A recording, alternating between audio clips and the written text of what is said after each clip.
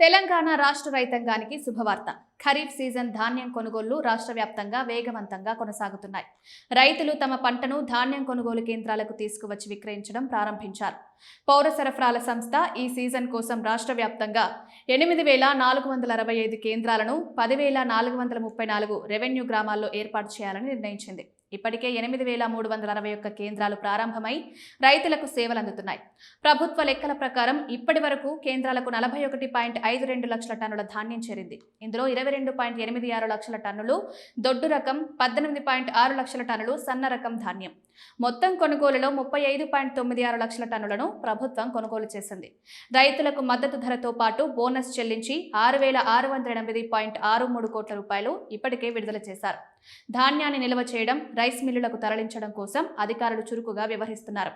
ఇప్పటి వరకు 35.39 లక్షల టన్నుల ధాన్యం మిల్లులకు తరలించబడింది. 2,750 టన్నులు గోదాముల్లో నిల్వ ఉన్నాయి. ఇంకా 54,251 టన్నుల ధాన్యం మిల్లులకు తరలించాల్సి ఉంది. ఈ ప్రక్రియ త్వరలో పూర్తవుతుందని అధికారులు తెలిపారు.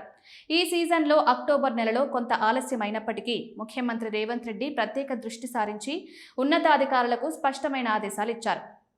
నవంబర్లో ధాన్యం కొనుగోలు వేగవంతమైంది.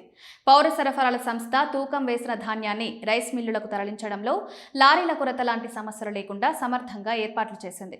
ప్రతి జిల్లాలో కలెక్టర్లు ధాన్యం కొనుగోలు కేంద్రాలను పరిశీలిస్తూ రైతులు ఎటువంటి ఇబ్బందులు లేకుండా ధాన్యం అమ్మే విధంగా చర్యలు తీస్తున్నారు. ప్రభుత్వ కొనుగోళ్లు నేరుగా రైతుల ఖాతాలకు చెల్లించబడుతున్నాయి. ప్రత్యేకంగా సన్న రకం ధాన్యానికి 500 రూపాయల బోనస్ కూడా చెల్లించబడుతుంది. రైతులు ఈ సీజన్లో తాము విక్రయించే ధాన్యంపై నమ్మకం, భరోసా కలిగిస్తూ వ్యవహరిస్తున్నారు.